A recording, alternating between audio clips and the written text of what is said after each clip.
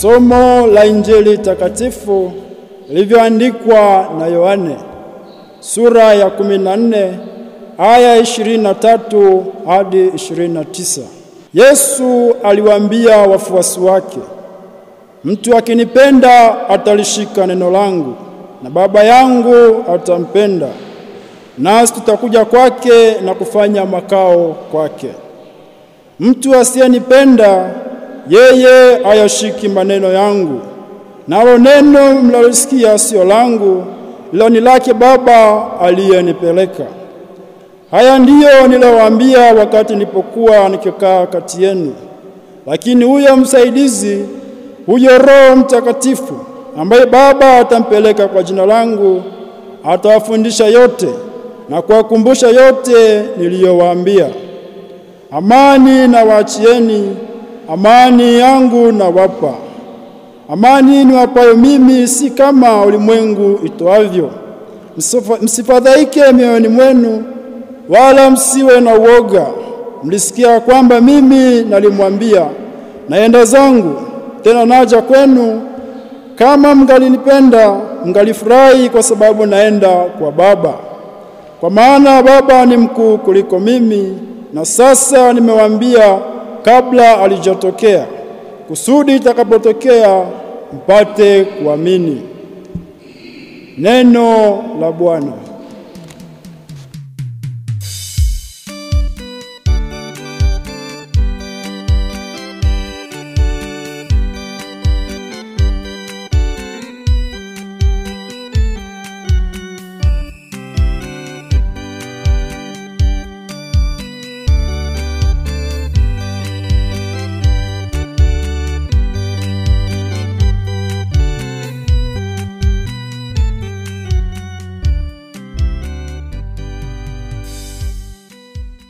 Tushirikishane tone la upendo. Karibu mpendwa msikilizaji katika tafakari ya neno la Mungu, Dominika 6 ya Pasaka mwaka C wa kanisa.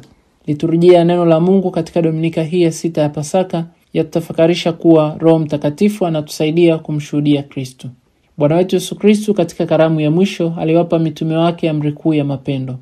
Anawaahidia kuwa wataweza kuiishi amri hii kuu ya mapendo katika ukamilifu wake watakapompokea Roho Mtakatifu. Hapo watayakumbuka, kuyaishi na kuyafundisha yale yote walioyaona na kuyasikia kutoka kwa Kristo. Ni mara baada ya Pentekoste mitume walipoanza kwa nguvu kuiishi na kuifundisha Injili, kumshuhudia Kristo mfufuka kwa watu wa mataifa yote.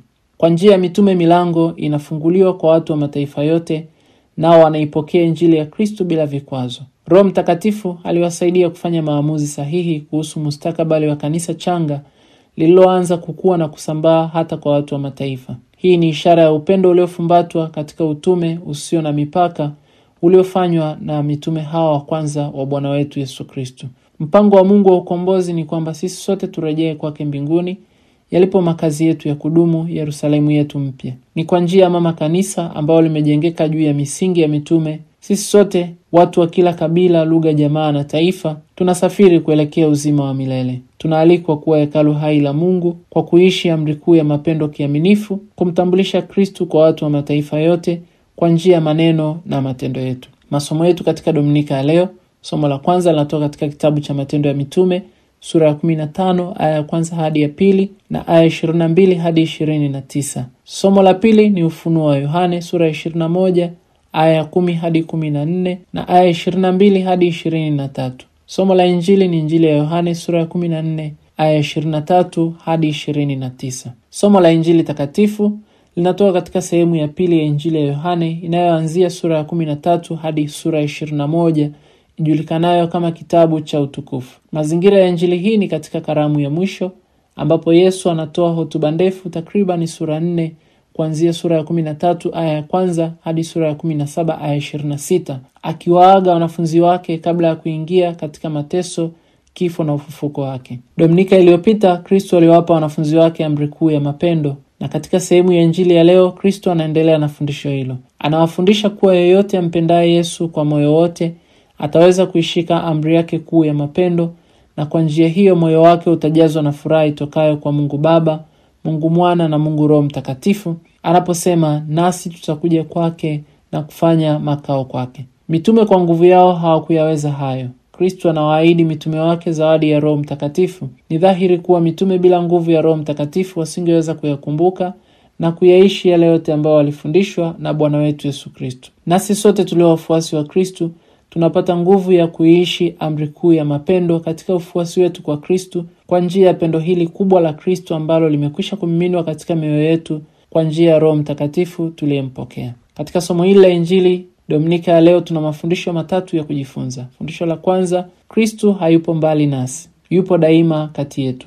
Kristo anazungumza kwa kirefu pamoja na wanafunzi wake katika karamu ya mwisho. Anawapa moyo kwamba bado ataendelea kuwa nao. Ni kwa njia ya kumpenda Kristo, uwepo wake na uwepo wa Mungu unaendelea sasa na daima ndani mwetu. Anawaahidi na mitume na anatuahidi sisi sote pia kwamba ni kwa njia ya kumpenda Kristo na kulishika kiaminifu neno lake ndipo naye atafanya makazi ndani mwetu. Kristo yupo daima katika neno lake. Ndugu wapendwa, Kristo yupo daima nasi katikati yetu. Anatufundisha kwa neno lake takatifu namna tunapaswa kuhusiana naye na kuhusiana sisi kwa sisi. Ni kwa njia ya mapendo thabiti kwa Kristo, kulipenda na kulishika neno lake, ndipo anafanya makazi ndani mwetu. Kila mmoja anapata nafasi ya kutafakari upya mapendo yake na uaminifu wake katika amri na mafundisho ya Kristo katika maisha yetu ya kila siku kama wanafunzi wake. Je, nina upendo wa dhati kwa Kristo? Tunaalikwa kutenga muda kwa ajili ya neno la Kristo. Je, nina muda wa kutosha wa kumsikiliza Yesu katika neno lake? Ninatenga muda kusoma na kutafakari neno lake takatifu, neno ambalo ni mwanga na taa ya kuniongoza, neno ambalo ni faraja na kitulizo chetu, neno linaloturekebisha, kutukumbusha wajibu wetu kila siku kwa Mungu na kwa wenzetu, neno linalotupa nguvu ya kusonga mbele licha ya changamoto mbalimbali ambazo kila mmoja wetu anapitia katika safari yake ya maisha. Yesu anafanya makazi ndani mwangu, anafanya makazi ndani mwako. Ndugu mpendwa, Yesu anaahidi kufanya makazi ndani mwetu. Hatudai mambo makubwa ili yafanye makao ndani mwetu. Anatudai neno moja tu, upendo. Je, ninampenda Mungu kiasi gani? Ninampenda Yesu na kumpa nafasi yeye peke yake katika maisha yangu? Ninawapenda jirani zangu?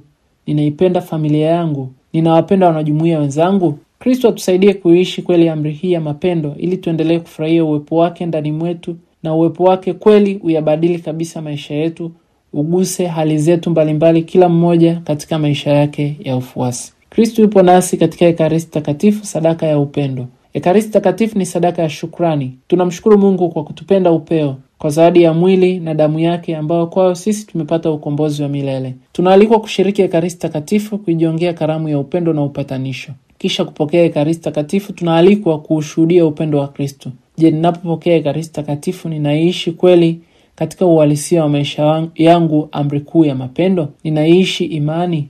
Ninauishi upendo ambao nimeupokea bure kutoka kwa Kristo? Ninauishi upatanisho? Ninauishi umoja?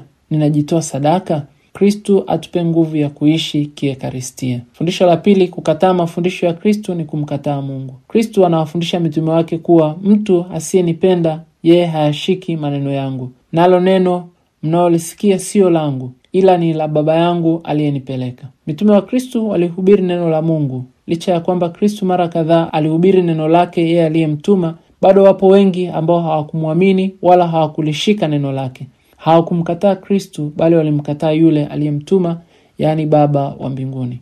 Ndugu mpendwa, mara kadhaa huenda nimepuuza kwa namna moja au nyingine mafundisho ya Kristo. Nimepuuza pengine ujumbe wa Kristo unaohubiriwa kwangu kila siku. Tunaishi katika ulimwengu ambapo kuna mafundisho mengi ya kweli na mengine yenye kupotosha. Tunaalikwa kusimamia katika ukweli wa mafundisho ya Kristo.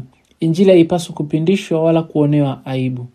Ukweli wa mafundisho tanzu ya kanisa kuhusu maadili wapaswa kusimamiwa kwa uaminifu, maana ndilo neno la Kristo. Mafundisho msingi juu ya ndoa na familia, juu ya utu na haki yapaswa kusimamiwa kwa uaminifu. Anayefundisha kinyume na neno la Kristo mwenyewe, huyo anamkataa Mungu. Pamoja na mambo mengine mengi ambayo yapo katika ulimwengu wa sasa, bado neno la Kristo litasimama. Changamoto mbalimbali za maisha zisitufanye tulikane na kulipuuza neno la Kristo. Tusitoke katika tumaini letu kwa neno la Kristo kwa sababu zozote zile tunazokutana nazo katika maisha yetu. Tuombe neema ya kuweza kulishika na kuliishi neno la Kristo, na mara zote ambazo tunaliacha na kulipuuza neno lake, tumwombe Mungu msamaha na tuendelee kutumainia nguvu ya neno lake katika maisha yetu ya kila siku. Fundisho la tatu, Kristo anawaachia mitume wake zawadi ya Roho Mtakatifu. Kristo aliwafundisha mitume wake mambo mengi sana alipokuwa angali pamoja nao. Katika karamu hii ya mwisho anawaahidi kwamba Roho Mtakatifu msaidizi ambaye Baba atampeleka atawafundisha na kuyakumbusha yote aliyowaambia. Mitume kweli mara baada ya Pentekoste walipata nguvu ya kuanza upya kumtangaza Kristo, wakivumilia katika shida na taabu zote hata kufa kifodini kwa ajili ya Injili ya Kristo. Katika sehemu hii, Kristo anaeleza kazi kuu 5 za Roho Mtakatifu kwa mitume wake. Kwanza, Roho Mtakatifu atawafundisha. Kristo anawaahidi mitume wake kwamba Roho Mtakatifu atawafundisha yale yote waliopaswa kutenda, kuamua na kuwafundisha pia wengine. Nasi sote kwa kumpokea Roho Mtakatifu kwanza kabisa kwa njia ya ubatizo wetu, lakini pia utimilifu wa mapaji yake katika sakramenti ya kipaimara, anatufundisha kila siku yale yanayotupasa kwa ajili ya Mungu na kwa ajili ya wengine. Tukubali kuongozwa na kufundishwa na Roho Mtakatifu ili daima tujue na kutenda yale yanayompendeza Mungu. Kristo nafsi ya miji ya Utatu Mtakatifu, mwenye umungu mmoja sawa naye Baba na Roho. Pili, Roho Mtakatifu atawakumbusha. Kazi ya pili ya Roho Mtakatifu ilikuwa ni kuwakumbusha mitume yale yote ambayo Kristo aliwafundisha alipokuwa bado angali pamoja nao. Yesu anawahakikishia kuwa ijapokuwa atakuwa mbali nao, hawatamuona, ila atakuwa karibu nao kwa njia ya Roho Mtakatifu. Ndugu wapendwa, kwa njia ya Roho Mtakatifu Yesu yupo daima karibu nasi. Ni kwa njia ya Roho Mtakatifu anakuwa kati yetu katika maumbo ya mkate na divai, katika fumbo la Ekaristi Takatifu, akitukumbusha juu ya sadaka yake ya upendo kwa ajili ya uzima wa ulimwengu. Kwa njia ya Roho Mtakatifu anafungua akili na mioyo yetu, akitufundisha na kutusaidia katika kuomba, kwa kuwa sisi hatujui tupasavyo kuomba. Anatufunulia akili zetu nasi tunaweza kuelewa na kulishika neno lake. Katika Dominika hii ya 6, Kristo anatukumbusha kuwa daima hatupo peke yetu na ya kwamba tusitegemee tu nguvu, akili na uelewa wetu ili tuweze kuishi kweli maisha mazuri yenye kumpendeza Mungu. Tunapata ujasiri katika kufundisha neno la Kristo kama mitume. Tunaishi katika jamii ambapo ukweli unapingwa na kufukiwa na uongo ukipigiwa chapuo na kuenezwa kwa kasi. Tutaweza kutambua mafundisho ya uongo kwa kumpa Roho Mtakatifu nafasi afungue akili na mioyo yetu ili tuweze kukumbuka daima mafundisho ya Kristo katikati ya wimbi la mafundisho mengi yasiyo ya Kristo. 3, Yesu anawapa mitume wake amani. Kristo anawapa mitume wake amani anapowaambia, amani na waachieni, amani yangu na wapa. Kristo mara baada ya kukamatwa na kufa, mitume walijawa na hofu na mashaka. Kisha kufufuka, neno lake la kwanza anapowatokea mitume wake anawaambia, amani iwe kwenu. Alitambua hali zao wakati ule na itakavyokuwa wakati ujao atakapoondoka kutoka kati yao. Anawapa amani. Ndugu mpendwa, Kristo anatambua hali zetu mbalimbali tunazopitia katika maisha yetu ya kila siku kama wafuasi wake. Amani anayowapa mitume wake haitokani na nguvu za kijeshi, wala haitokani na mafanikio yao wenyewe. Amani hii inatokana na muunganiko wa pekee na wa kudumu na Kristo. Mimi na wewe tunaalikwa kuunganika kabisa na Kristo, tunaalikwa kumweleza hali zetu, kumweleza hofu na mashaka yetu ya kila siku, kila mara tunapokutana naye. Neno lake ni lile lile daima, amani na waachieni, amani yangu na wapa. Maneno haya tunayasikia kila mara tunaposhiriki adhimisho la misa takatifu. Wajibu wangu na wako ni kupokea amani hii ya kudumu itokayo kwa Kristo. Tunapompokea katika Ekaristi Takatifu tunapokea amani yake. Inatusaidia katika kuvumilia hata katika nyakati ngumu, nyakati za kukatisha tamaa, nyakati za kuogofya, nyakati za kushindwa na kuanguka.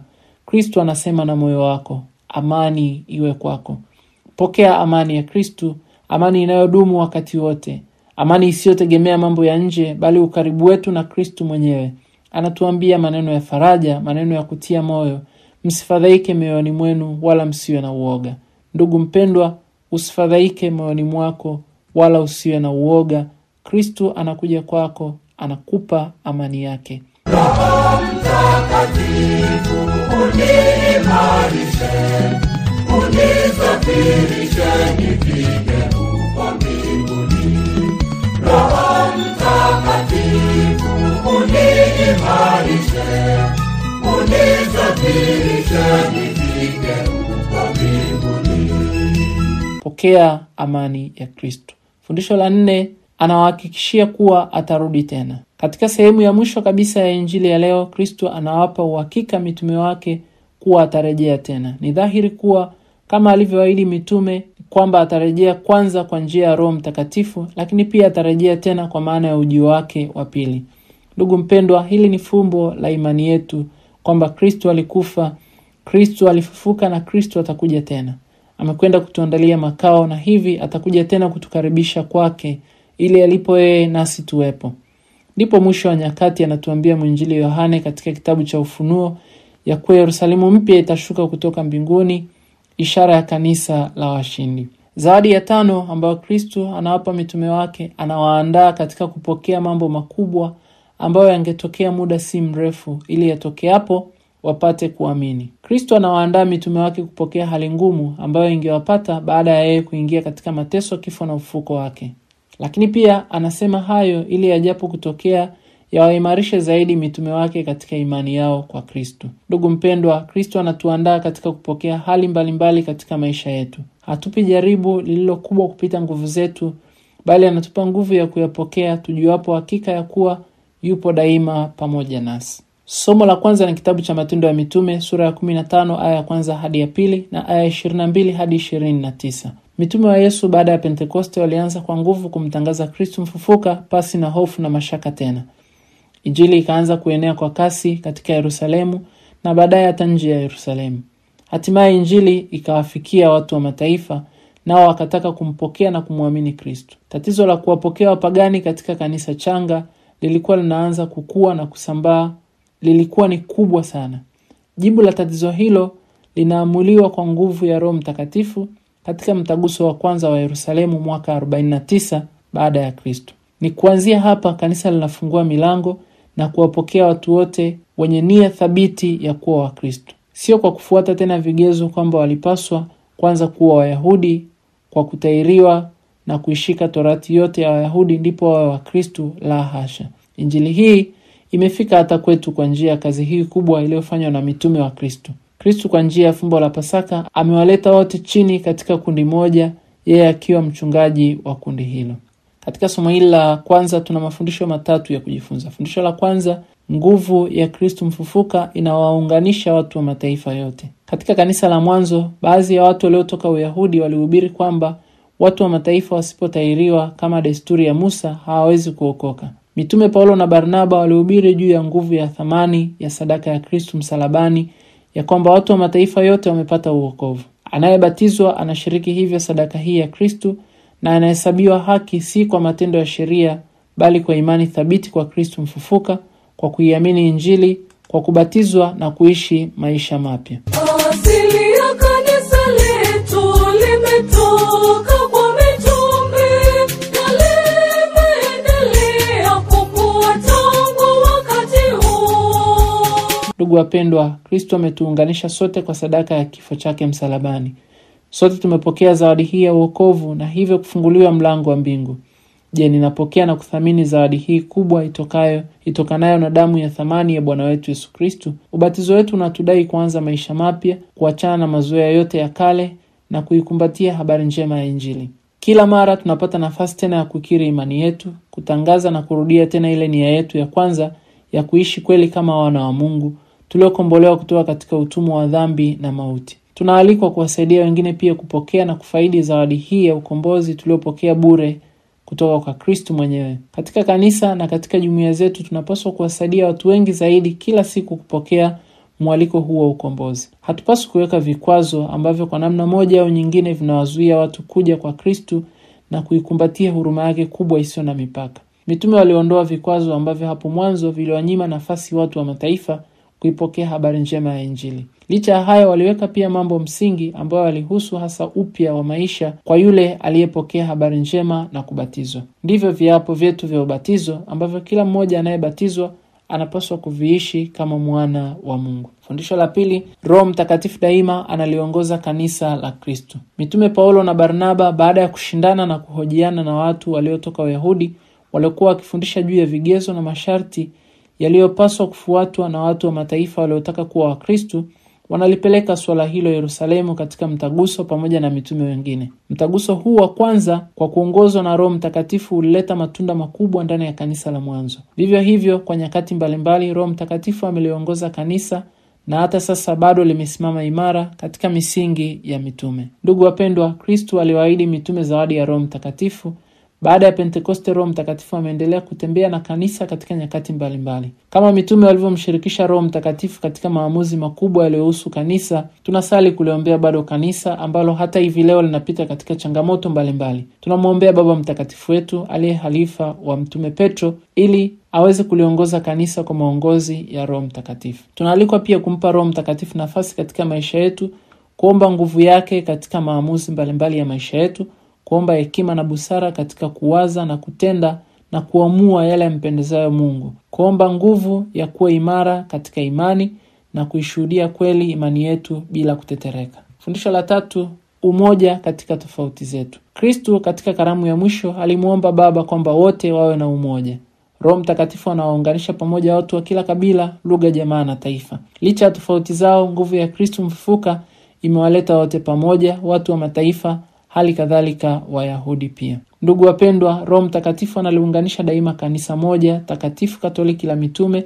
Anatuunganisha nasi sote kuwa wamoja katika familia zetu, katika jumuiya zetu, katika taifa letu na katika kanisa. Roho Mtakatifu anatusaidia kutambua utajiri uliopo katika tofauti zetu. Kuna tofauti ya karama na vipaji tunavyovipokea, na tofauti zetu hizi tunazozileta pamoja tunajenga jumuiya na kanisa imara. Kanisa limekuwa imara lenye kuwapokea watu wote na bado litaendelea kuwa imara licha ya tofauti zetu. Je, tofauti zetu katika maisha zinatusaidia katika kukua? Karama na vipaji alivyotupatia Mungu vinatusaidia katika kujenga na kukuza upendo, undugu kati yetu, au ndio chanzo cha migogoro, chuki, majivuno, dharau na wivu? Je, tunapokeana katika madhaifu yetu, kurekebishana na kuchukuliana kwa upole?